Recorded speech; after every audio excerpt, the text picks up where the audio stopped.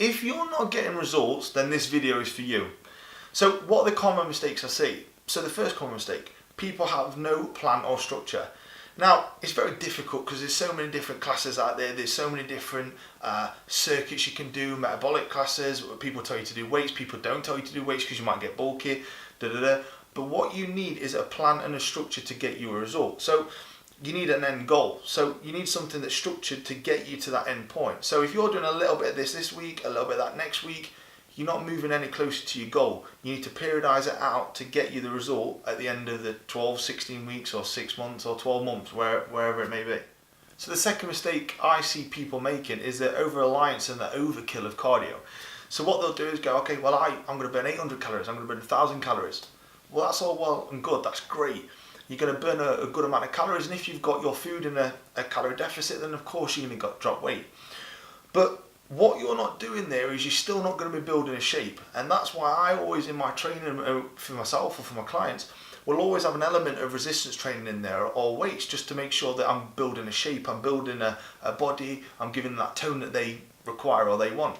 Because you could lose all that weight, you could lose a stone, 2 stone, but then you still might not be happy because you haven't got the shape that you want. So don't think for 1 minute that I'm saying don't do cardio, but what I'm saying is the cardio has got to supplement your weight training. So your weight training, your resistance training is like your main portion of your exercise that you're going to do, and the cardio is just going to supplement that. So then you can add an extra few hundred calories on by doing the cardio, but the main brunt of your work needs to come from weight training or resistance training.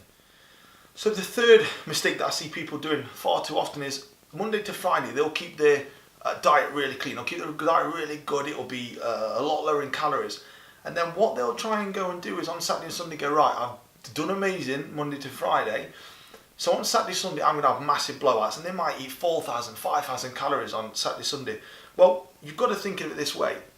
To get fat loss or to get weight loss, what you've always got to be is in a negative energy balance, which means that you are in a calorie deficit. So over the week, let's say for example, if you maintain weight at 2,500 calories, well for 5 days, we're underneath it, great, we're in that negative balance. But then Saturday, Sunday, we go and blow miles over that.